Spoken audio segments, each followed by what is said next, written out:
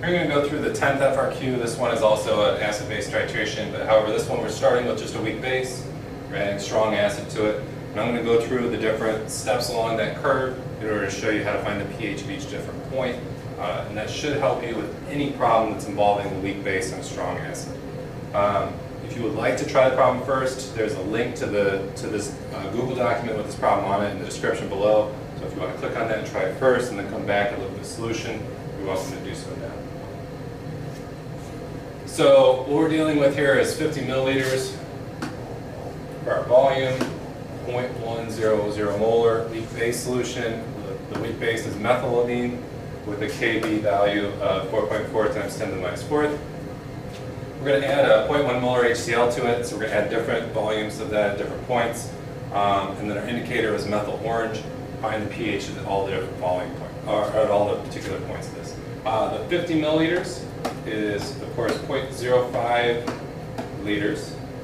And so if we multiply that by 0.100 moles of the methylamine per liter, that tells us that we have 0.005 moles of methylamine. Okay, we know our Kb is 4.4 times 10 to the minus fourth. Methylamine, CH3NH2. So for this particular problem, we're going to be looking at two reactions. One is that with water. This is going to be an equilibrium reaction. We're going to set up some forward and reverse that are going to have substantial quantities of products and reactants. That reaction is going to produce hydroxide. As an H plus is going to come from the water to the base. And we're going to end up with an extra H plus on the amine group. So we'll end up with CH3NH2 plus. This will be one of our reactions. The other one is when we add the strong acid. The H plus is going to go over to the amine group. That one is going to happen not so much in an equilibrium sense because the reverse reaction is so negligibly slow that this is going to go to completion. So we're going to end up with CH3 and H3 plus and Cl minus for that particular one.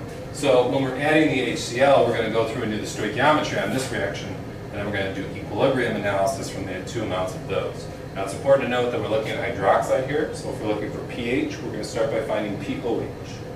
And then we're going to use that subtracted from 14. Okay? So,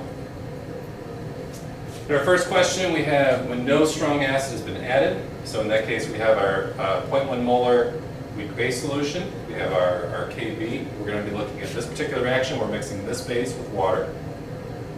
Okay? So let's go ahead and start that. So we're looking, I'm going to call methylamine B for shorthand here. So B is reacting with water, and it's turning into hydroxide, and we're adding an H plus to the base. So when no strong acid has been added, we have an initial concentration of 0.1 molar of this.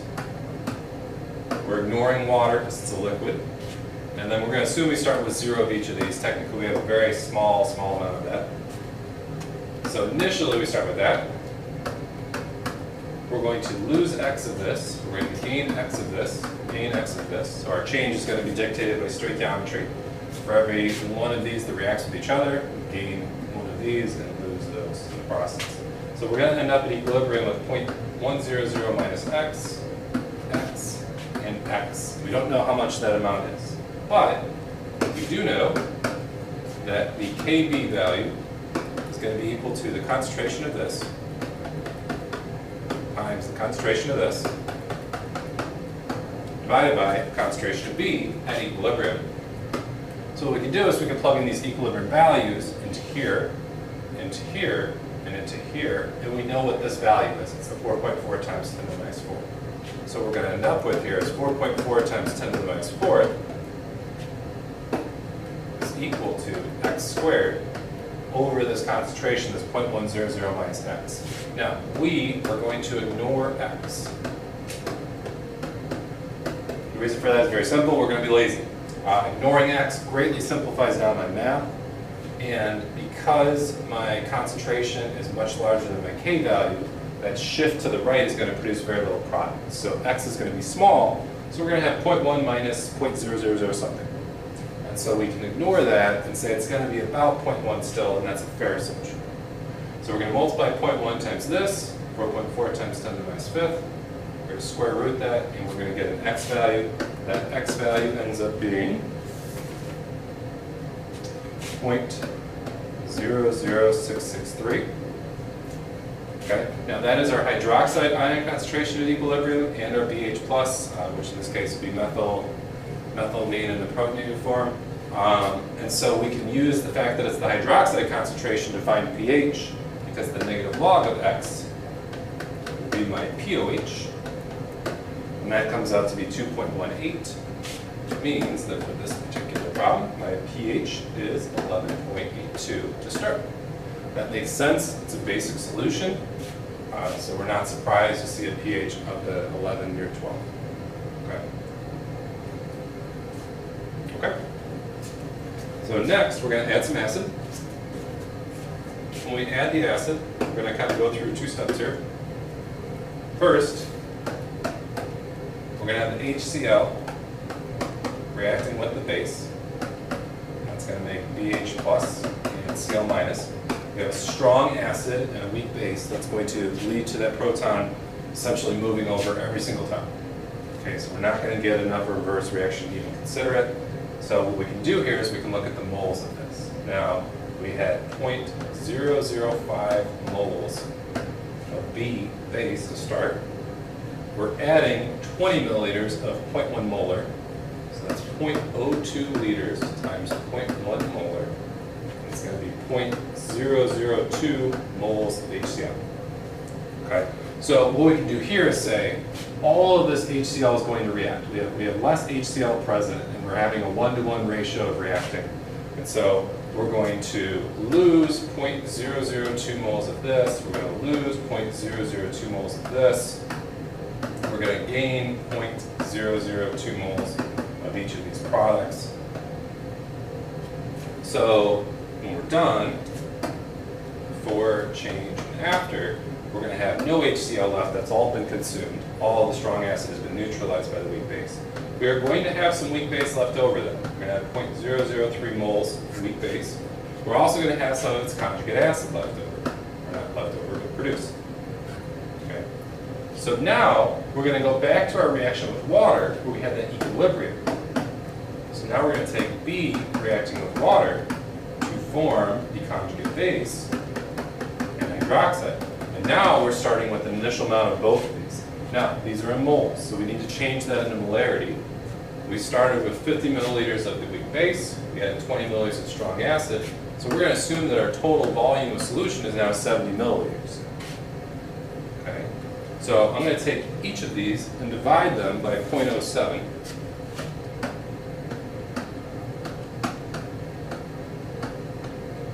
to get them to be concentrations. So my starting concentration of base is 0.0429 molar. Water I'm going to ignore. Starting concentration of conjugate acid is 0.0286. And we're going to assume I start with 0 of that. Again, we're going to lose x of this. We're going to gain x of this, gain x of that. So at equilibrium, we'll have x 0.0286 and 0.0429. Okay, we're ignoring plus or minus x. Now keep in mind, in an IB exam, you want to put down that you're ignoring the plus or minus x, so know that you kind of know the process here. So again, we can plug this into our equilibrium expression and solve for x. We'll have that the Kb is equal to 0.0286 times x over this 0.0429. We'll solve for x. In this case, x ends up coming out to be 6.6 times 10 to the minus 4th. And that is my hydroxide concentration. So if we look at the way the ice chart sets up here, at equilibrium, I have x of hydroxide. I can take the negative log of that and get a pOH. So my pOH for this ends up being 3.18, which means that my pH, this right here, is now gone to be 10.82. Okay. Now, if you haven't done any of these yet, you might want to pause this now and try and see if you can do part C. I'll go ahead and do that next. So, part C, we have 25 milliliters of HCl has been added. That is 0.0025 moles of HCl added to 0.005 moles of base. Now, that's a particularly interesting number because what's going to happen at this point is that half of this is going to react. All of this is going to react. Every single one of these, though, is going to produce a BH+. So I'm going to have all of this turned into this. I'll have 0.0025 moles of this turned into this. And then half of this is going to go, which is going to leave you with the same amount. So my base and conjugate acid are going to be present in equal quantities. Now, if you're familiar with some buffering systems, or perhaps you've seen some other problems, the point when you have equal quantities of acid and conjugate base, or base and conjugate acid, your pKb is equal to your pOH, your pKa is equal to your pH. So, at this point, all I need to do to figure out my pOH is I need to go through and I just need to take the negative log of my Kb.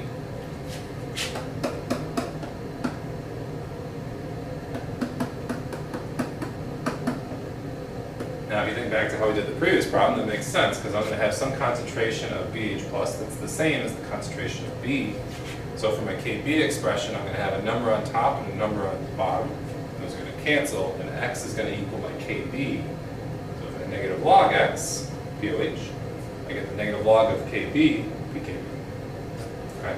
So for this one, that ends up giving me a pOH of 3.36.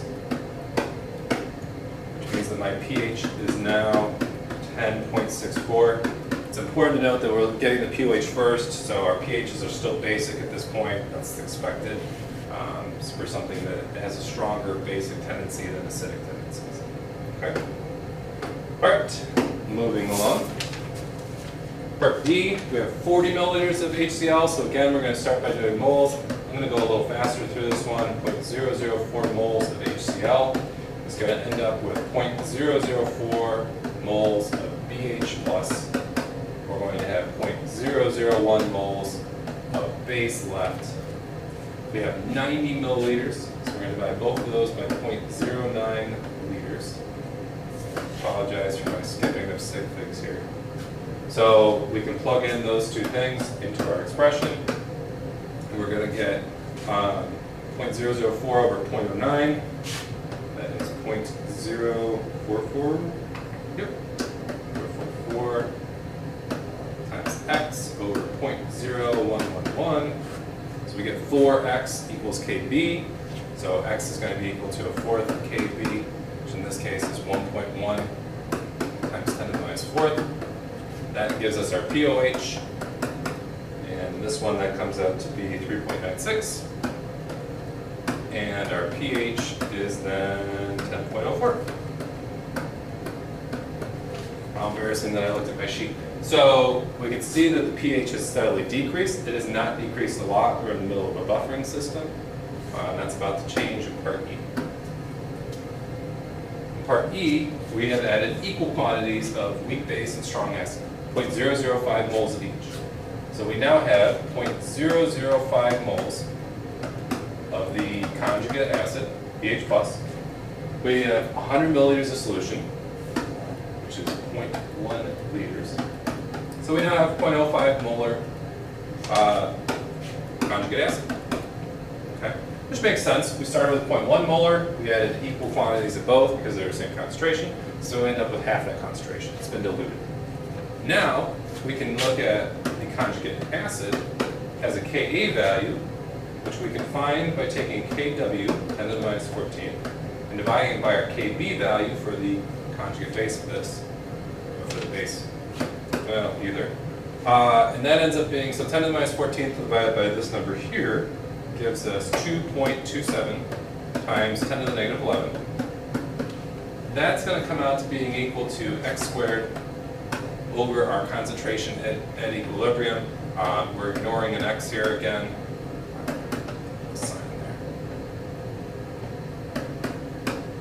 Minus x.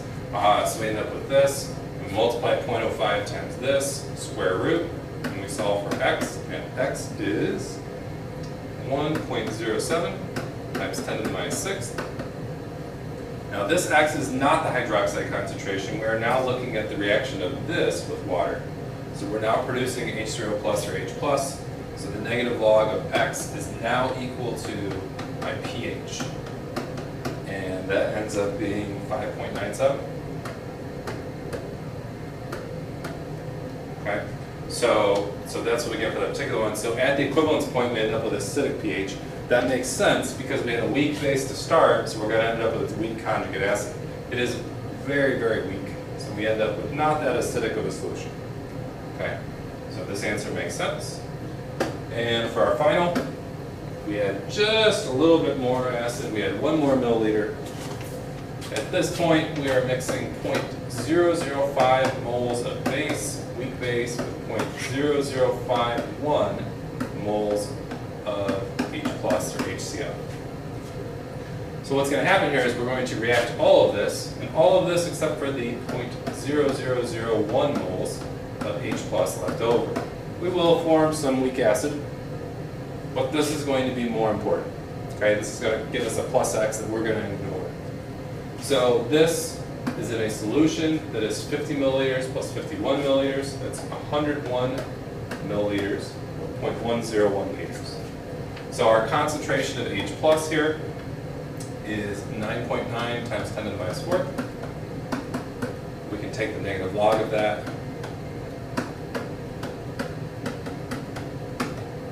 And we'll get our pH. And our pH here is 3.00.